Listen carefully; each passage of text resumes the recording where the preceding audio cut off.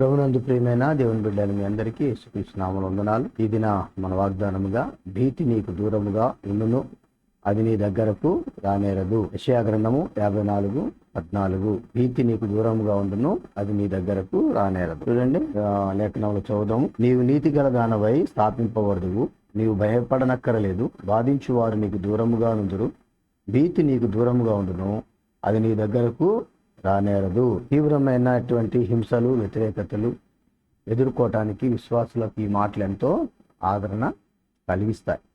మన జీవితాల్లో శ్రమలతో కృంగిపోయినప్పుడు, జీవిత పరిస్థితుల్లోనే తుఫానుల్లా చెదరగొట్టబడినప్పుడు, సరిగా ఈ పరిస్థితుల్లోనే మన ప్రభు మనపై కనికరం చూపి మనల్ని హత్తుకొని ఆధ్యాత్మికమైనటువంటి శక్తితో నింపడానికి దోహదం చేస్తాయని గుర్తు చేసుకోవాలి. చూడండి, ఇక్కడ ఒక వచనం చూద్దాం. 13వ వచనం.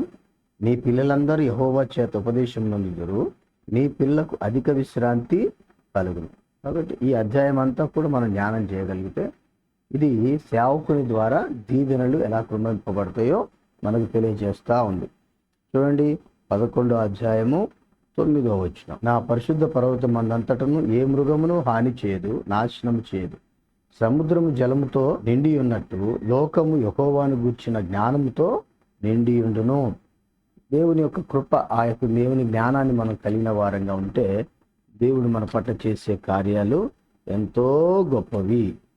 119వ కీర్తన 165వ. నీ ధర్మశాస్త్రము ప్రేమించు వారికి ఎంతో నెమ్మది కలదు, వారు తూలి తొట్టిలుటకు కారణం ఏమీయూ లేదు. ధర్మశాస్త్రాన్ని ప్రేమించే వారంగా మనం ఉంటే తూలి తొట్టిల్లటానికి కారణాలు ఉండవు. ఎంతో ఆదరణ, ఎంతో కాపుదల మన పట్ల ఉంటుంది. ఇర్మీయా గ్రంథము 31:34. నేను వారికి దేవుడినైందును, వారు నాకు జనులగుదురు.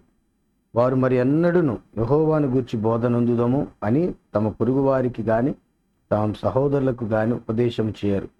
నేను వారి దోషములను క్షమించి వారి పాపములను ఎన్నడూను జ్ఞాపకం చేసుకొనను గనుక అల్పులేమి గనులేమి అందరూ నన్ను ఎరుగుదురు. ఇదే యెహోవా వాక్కు. కాబట్టి ఆయన మనకు దేవుడిగా ఉంటే మనకెంతో ఆశీర్వాదము, మనకెంతో దీవెన. కాబట్టి ఆయన దేవుడిగా గల జనులు ధన్యులు అంటారు.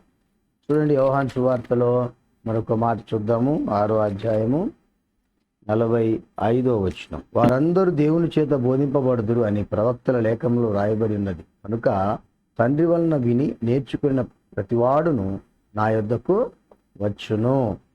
దేవుని యొద్ద నుండి వచ్చిన వాడు తప్ప మరి ఎవడునూ తండ్రిని చూచి ఉండలేదు. ఈయనే తండ్రిని చూచి ఉన్నవాడు. విశ్వసించు వాడే నిత్యజీవం గలవాడు. జీవాహారము నేనే. దేవుని యొక్క వాక్యానుసారంగా మనము మన జీవితాలని కట్టుకుంటే మనకు ఏ బాధ, ఇరుకు, ఇబ్బంది ఉండదు. కాబట్టి పరిశుద్ధ లేఖనంలో ఇంకో మాట మనం చూడగలుగుతాం. 1 కొరింథీ 2వ అధ్యాయము 10వ వచనం. మనకైతే దేవుడు వాటిని తన ఆత్మ వలన బయలుపరుచున్నాడు. ఆ ఆత్మ అన్నిటినీ దేవుని మర్మములను కూడా పరిశోధించుచున్నాడు.